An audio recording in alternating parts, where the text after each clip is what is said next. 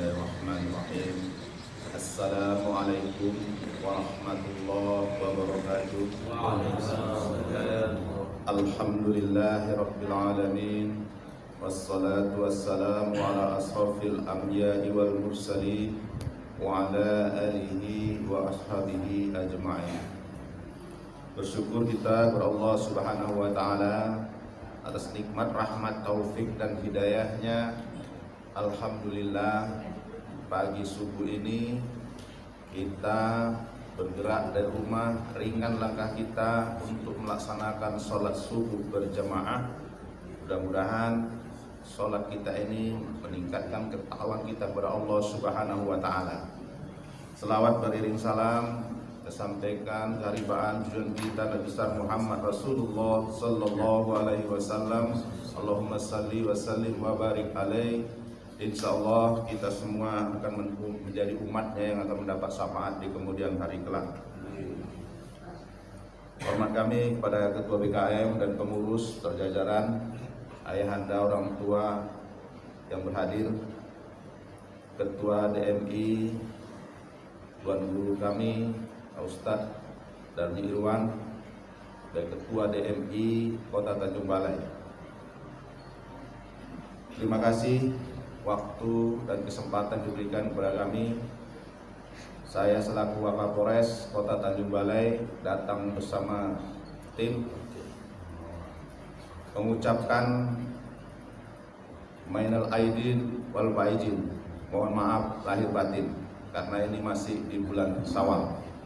Mungkin pelayanan kami Polres Kota Tanjung Balai banyak kekurangan, banyak kehilapan, atau mungkin ada yang merasa tidak nyaman, tidak aman. Kami dalam kesempatan ini mohon dimaafkan. Bapak Ibu para jemaah rahimakumullah, bicara dengan Polres tentu akan teringat dengan keamanan, kenyamanan, ketertiban. Suatu keamanan, ketertiban, kenyamanan itu tidaklah mungkin bisa dikerjakan sendiri oleh seluruh personil Polres Kota Tanjung Balai yang berjumlah 300 orang. Ya. Sementara jumlah penduduk di Kota Tanjung Balai ini jumlahnya hampir 200.000 orang. Ya. Jadi tidaklah mungkin kami bisa mengerjakan, menciptakan suatu keamanan, suatu kesatuan, kenyamanan itu tanpa ada kerjasama. Bapak Ibu para jemaah rahimakumullah, apapun yang kita kerjakan ya selama ini, bagaimana nawaitu kami untuk menertibkan suatu kejahatan itu tidak luput dari suatu laporan yang kami terima ya. Kepolisian Negara Republik Indonesia memberikan kewenangan dengan Undang-Undang Nomor 2 Tahun 2002 tentang Kepolisian Negara Republik Indonesia. Itu dasar undang-undang yang diberikan kepada negara, kepada anggota Polri. Namun sesungguhnya kalau cerita undang-undang di dunia ini, kita selaku umat Muhammad ya, bicara tentang tertib, bicara tentang aman, siogianya sudah tidak asing lagi. Kenapa? Karena Islam lebih duluan mengajarkan ketertiban itu. Bagaimana manusia supaya tertib? Allah telah turunkan Al-Quranul Karim. Dalam Al-Quran itu adalah merupakan intisari undang-undang di muka bumi ini ya. Karena dalam Al-Quran di sana juga ada perintah, ada larangan, dan ada petunjuk. Perintahnya sholat. Umat Muhammad diperintahkan sholat. Nabi Muhammad melaksanakan Isra wal Mi'raj hanya untuk menerima perintah. Perintahnya apa? Sholat 5 waktu. Kalau kita semua umat Muhammad mengerjakan sholat 5 waktu ya, tepat waktu, berjamaah di masjid, undang-undang kepolisian, undang-undang negara nggak berlaku lagi, pasti manusia tertib. Karena mereka akan tertib ketika azan berkumandang, semua umat Islam yang ada sekitar masjid ini akan datang kemari sholat. Hari ini kita sholat subuh di rumah, udah teringat aku harus pakaian bersih, pakaian rapi, ya, tertib. Sampai di masjid ada petunjuknya kemana, menghadap kiblat. Petunjuknya apa lagi? 2 rakaat. Udah kerjakan, tertib dia, ya. Jadi tidak ada lagi. Sama juga dengan kalau kita sudah mengikuti rukun Islam itu, ketika kita mau menegakkan, melaksanakan undang-undang negara, keluar dari rumah, misalnya pagi hari nanti mau ke kota sana, teringat dia, oh ya, kalau aku naik sepeda motor, aku harus pakai helm, aku harus bawa SIM, jalan sebelah kiri, itu kan petunjuk. Nah, orang yang melanggar itu tentu akan ditindak oleh undang-undang negara. Undang-undang negara apa? Yaitu undang-undang lalu lintas. Siapa yang melakukan? Polri. Maka polisi lah akan melakukan tindakan. Tapi kalau tadi kita nggak melaksanakan sholat, memang nggak sekarang sanksinya, nanti di akhirat sanksinya. Apa sanksinya? Neraka. Ya, cuman sulit untuk dikerjakan. Jadi sebetulnya tidak asing lagi umat Muhammad itu kalau bicara keamanan, ketertiban. Dia sudah duluan tertib.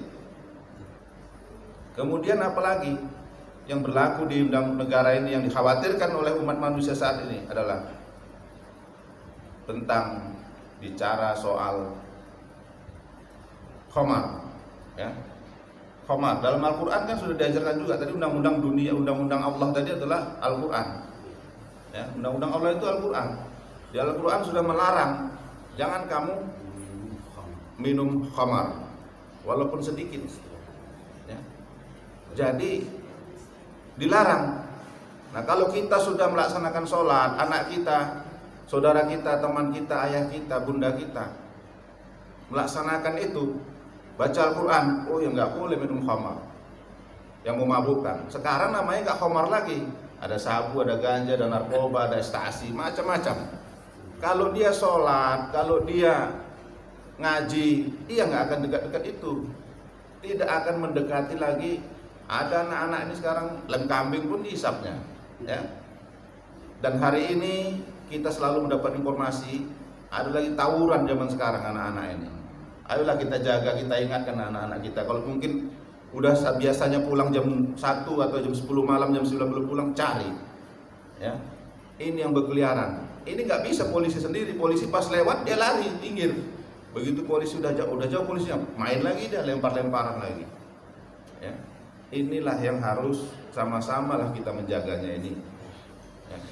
Itu semua rata-rata yang telah kami tangkapi, kami kumpulkan di polsek itu, yaitu ada megang lem kambing, ada yang bawa bensin. Bensin itu cium-cium pun jadi mabuk juga ada, ya.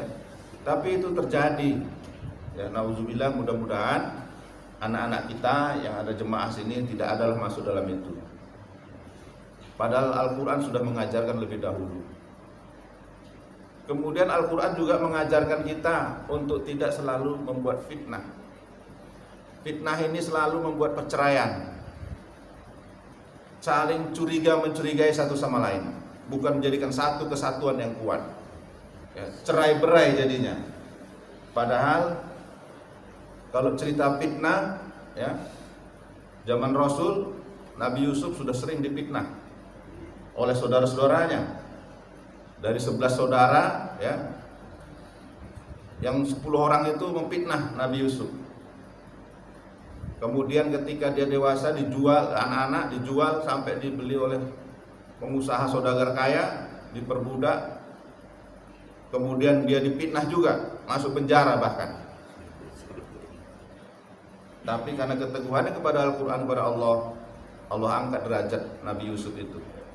Kita tidak usah heran lagi. Dengan sekarang media sosial juga banyak fitnah. Kalau kita juga belajar contoh suatu tembok ini yang besar ini, tembok kuat ini. Tembok ini maka kuat, ada di sana semen, keras. Ada besi, keras. Ya, ada batu kerikil, keras. Tapi siapakah yang bisa melembutkan mereka sehingga jadi kuat? Tiang ini kuat hanya dengan kelembutan. Apa yang lembut di situ? Air. Tanpa dikacu dengan air dia tidak akan menjadi kokoh seperti ini. Maka ayo kita ajak sahabat kita dengan kelembutan. Kita ajak untuk tidak jadi fitnah tadi, tapi jangan dibalas. Oh, kau tadi bikin medsos ya, kau maki-maki aku, kau gini datang nih berantem. Itu terjadi, Bapak Ibu para jemaah rahimakumullah. Sehingga kami tanganin jadi urusan polisi juga itu. Inilah kami ajak, kami datang untuk menyampaikan bagaimana menciptakan suatu kamtipmas itu dengan kelembutan, dengan saling memaafkan intinya. Ya. Memaafkan orang lain itu lebihlah mulia di mata Allah dibanding kita kadang-kadang yang sering malah terjadi tidak ada maaf bagimu. Itu yang selalu terjadi. Ya. Bapak Ibu para jemaah rahimakumullah, saat ini kita juga sedang ditimpa musibah seluruh dunia. Ya. Kenapa? Ya mungkin karena murkanya Allah kepada kita semua. Orang selalu berbicara kemana-mana seenaknya aja, tidak pernah menjaga perasaan satu sama lain. Sehingga Allah turunkan corona, disuruh kita pakai masker, tutup mulut, ya, supaya diam, tutup mulut. Diam itu kan pelita hati kalau kita belajar dulu. Ya. Mudah-mudahan dengan datangnya corona ini kita tetap ikhtiar kepada Allah, tidak boleh takabur, tidak boleh sombong, ya, jangan sepele, tapi yakin dan percaya pada jemaah rahimakumullah, siapapun dia bisa menjaga wudu 24 jam, insya Allah tidak akan tersentuh corona. Batal wudu lagi, itu kan orang suci. Ya. Mampukah kita itu? Nah, kita bisa menjabarkan sendiri. Kalau kita jaga wudu kita nanti ini, habis ini kita batal wudu lagi. Sampai jam 8 nanti sholat duha, wudu lagi. Terus sampai zuhur kita jaga wudu kita. Pasti bicara kita pun akan tenang, orang suci. Oh ya Allah, aku sedang berwudu. Suci dari wudu, hadas kecil. Ya. Sama-sama kita jaga. Ini harapan kami untuk menciptakan suatu keamanan ketertiban masyarakat itu harus ada kerjasama.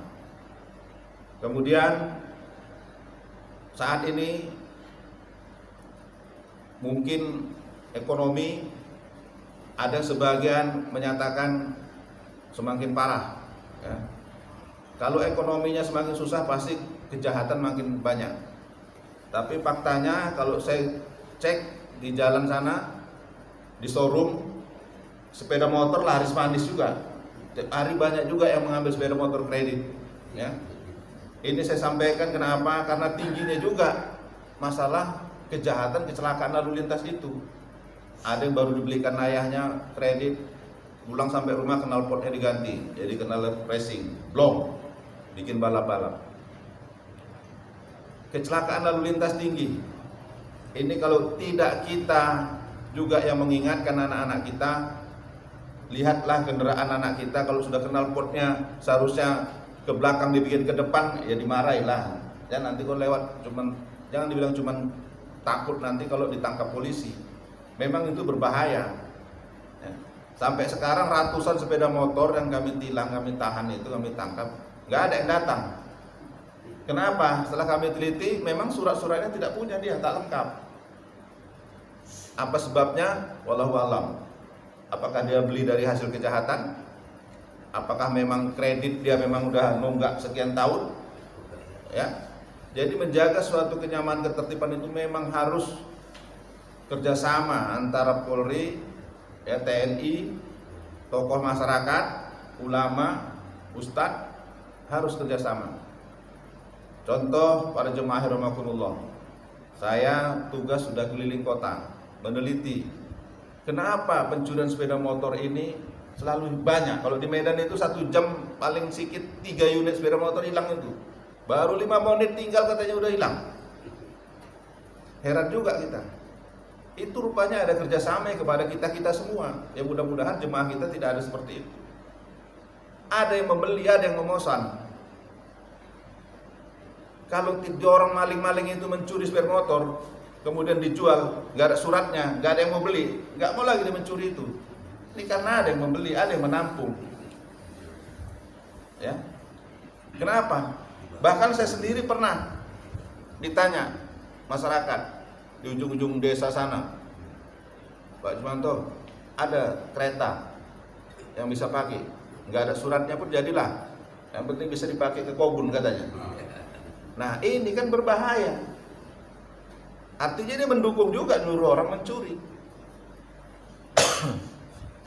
Jadi Bapak Ibu jemaah rahimakumullah, kalau ada orang mau menawarkan sepeda motor ya bekas, cek ada nggak suratnya. Kalau tidak ada suratnya, lapor aja sama polisi, biar kami yang nangkap. Pasti itu hasil kejahatan.